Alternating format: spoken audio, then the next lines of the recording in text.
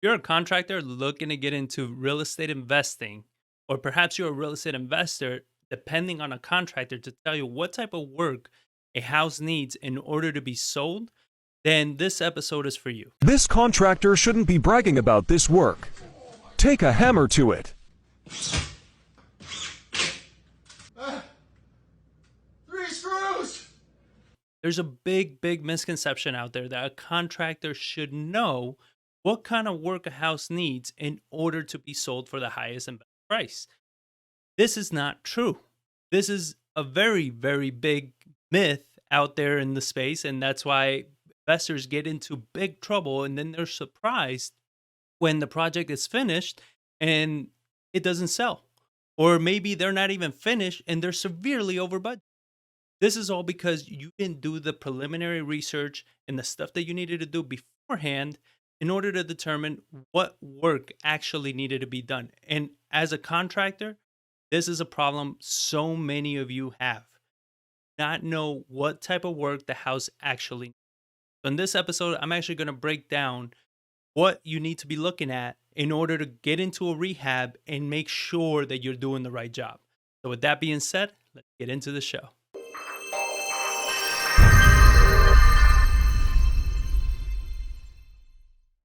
This is an Investor's Journey podcast, and I'm your host, John Barbera. In this show, we always bring you real strategies and tactics that we use, that we implement on a daily basis to help you understand how to get started and how to grow your real estate investment business the right way. There's no fluff, there's no fancy cars. This is just real tactics and real strategies. So if you're new to this channel, please consider subscribing so you don't miss any of the future episodes. If you haven't seen it already, this is actually going to be a continuation to a whole series that I've done on how to flip houses. You can click on that series up above, or also below in the descriptions, you should see a link to that whole series on flipping houses. We go over everything that you need to know regarding how to flip a house, how to do scopes of work, everything. Everything is in that series, so you got to make sure you check it out. And in case you didn't know, you can actually text us anytime, any questions you may have. We have a community that we text to, and all the texts are between you and me.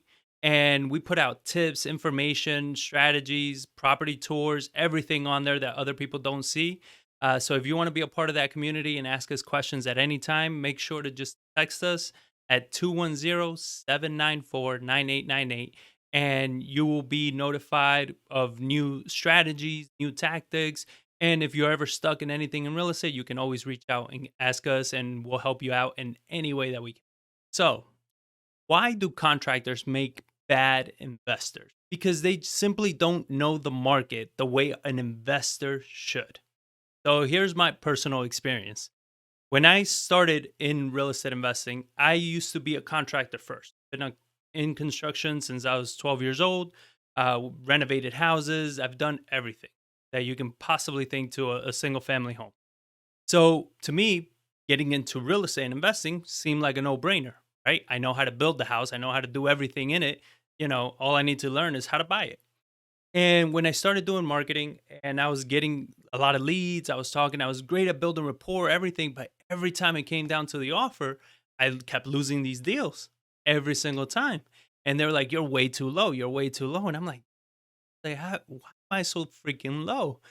And I started going to these properties with investors. So I started partnering with investors, and I was like, hey, I got a lead. I'm walking it with me. So I start walking the property with the investors, and I'm showing them my repair bid. I'm like, hey, this is what I see, everything that needs to get done. And they look at it. They're like, you're out of your damn mind.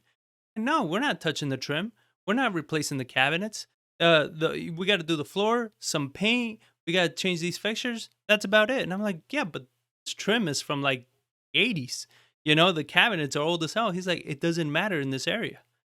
And that's when that light turned on, is that I was looking at all these projects like a contractor would. So everything needs to be new, period. As an investor, you're looking at what is the market saying that it needs to get done. So as an investor, based on what the market needs, that's what you do to the property. Nothing more, nothing less. And that was a huge light bulb moment. As a contractor, you need to know and you learn how to do the job that the client is hiring you to do, right? And a lot of times the client is the one that's picking out the paint colors, the materials, the design. They're doing all that. And you are simply there to do that work, to put the things together, put them where they need to go, and do that job correctly. As an investor, you're the one that needs to know what colors to pick, what flooring to pick, what design to do, what the layout should be. So, as a contractor and an investor, you need to be able to combine both of those strategies. So, here's another area contractors get into trouble is not all projects are the same. Not because you've renovated a house in, let's say, this one neighborhood a certain way means that when you get a deal on another side of that neighborhood, you're going to renovate it the same way. Because if this house you did it for, let's say, a homeowner, you did it to their taste and their specs, not necessarily to what the market is asking for. So there's a lot of times that I've dealt with investors that they're like, "Oh yeah, I know. I've renovated a house down the street. We did this, this, and this," and I'm like, "Well, yeah, that's great, but that doesn't sell." You understand? That was the they, they didn't try to sell the house, they kept it. He's like, "Yeah, they kept it." Like, exactly. We need to know what is it that we need to do to sell the house, not to keep the house. We're not looking to keep it. We're looking to get rid of the house. We're looking to sell it. We're looking to put out what it is that the buyers want. So, just because you renovated a house in that neighborhood a certain way for a homeowner does not mean that's how you're supposed to renovate those houses in those neighborhoods. So there are three main things that you need to keep in mind when you're about to rehab a house. First, area of town. Not every house in the city is renovated the same way. If you have a historic districts, these are much older homes.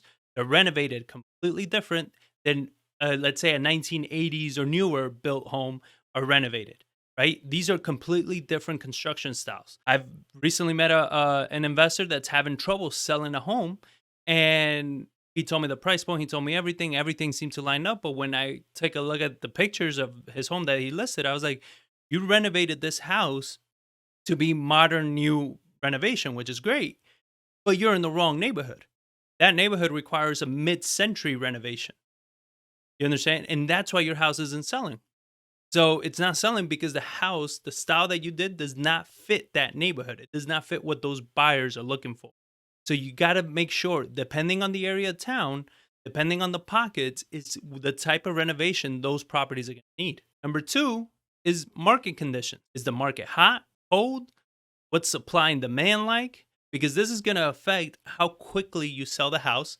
Do you need to do a little bit more than what the comps are, than what the other properties that have sold are? Because if you see all these properties that are selling for, let's say, 300 grand and they look like this, but they're taking a little bit longer to sell, how can you match that and then do a little bit more just so yours sells faster? Not necessarily for more money, but selling faster. Sometimes that matters more because a lot of people target more money, but if it takes you too long to sell, the holding cost, the money cost, everything is going to chew into that profit anyway. So you want to make sure that you target speed as well as price. And the third one is price point. Are you renovating a house in a desirable price point? You understand? What does that price point look like? What if you get in a deal, or you think you're getting a deal, but you're way off on the price point? You're in a price point that's not very desirable in your area. Then that means that you're going to spend a lot of money, you're going to waste a lot of time, and the house may or may not sell. It may take much longer than you anticipated. You want to make sure you're within that desirable price point. And we talked about this plenty of times that you want to make sure what are the hottest zip codes, what are the hottest price points, and you combine both to find your target neighborhoods, to find your target areas of where you want to be rehabbing, where you want to be flipping. This is going to minimize your time and your risk because now you're putting out a product that is at a desirable price point, it's in a desirable area, and it has the right features. So your chances of selling go up exponentially. I mean, with us, every property that we put on the market, we are essentially under contract within a week tops. You understand? Because we are putting out exactly what that market wants at the price the market wants in the condition the market. So if you're a contractor and you're saying, all right, area, town, market condition, price point, how do I figure all this crap out? That's what you need to do to run comps. When you run comps, comparables, this means that you are looking at the area. You're usually you need MLS access, so you need access to a real estate agent, or you need to be a real estate agent. But when you run comparables, you're looking in those areas to see what are the, is this area a hot area? Are the houses selling quickly? What are the conditions of these homes? What are they, what kind of features do they have? And we did a whole series on how to run comps. You can check that out up here or in the description below. And exactly how we analyze, how we run the comps, how we compare houses to houses, kind of finish outs, what kind of material you need to do, how far do you need to take it, all of that. We could go over all of those things. But that's exactly how you figure this out. You need to be able to run comps. And that's something that contractors usually do not do, right? They rely on their experience as a contractor. But like I said at the beginning, your experience as a contractor is not the same as your experience as an investor. So, as an investor, you need market data. Now, this next part is for both contractors and investors. So, listen up. This is how investors get into trouble because they're depending on their contractor. If you're an investor and you're depending on your contractor to tell you what job needs to be done, what the scope of work needs to be for this project, you are relying that that contractor knows how to do the market analysis, knows how to pull comps, and knows how to understand what needs to be done in that market. And if you're a contractor and an investor is asking you to do this, then in order for you to do a good job as a contractor, you need to be able to pull the data I just told you. You need to be able to pull the comps, pull the data and say, hey, look, I can definitely flip this house for you. I can rehab it, everything. And based on what I saw the other houses are selling for, houses that have been renovated, we need to do this kind of finish out, this kind of stuff, this updates. We can leave this, we can change that. You make yourself a much more powerful contractor if you understand this. Because now, when people, and this is something that's so common, everybody's looking for an investor friendly contractor. You can actually become a truly investor friendly contractor. Because when an investor calls you and says, hey, I have a project, or I have a deal that I need you to tell me, how much is it going to cost? You're going to be able to go online, check out what the houses in that area have sold for, the houses that have been renovated, get those houses, you check out what the comparables look like. And then when you go to this house, you're going to be able to say, okay, we need to do this, we do this, that we don't need to touch, this we don't need to do. You're going to be able to give them a really good bid that's going to make sure that the investor makes money. Because if the investor makes money, guess what? They're going to keep calling you and you're going to become very, very desirable in the market. So, as an investor, you, the investor, need to know what that job is. You can't depend on the contractor to tell you what the job is.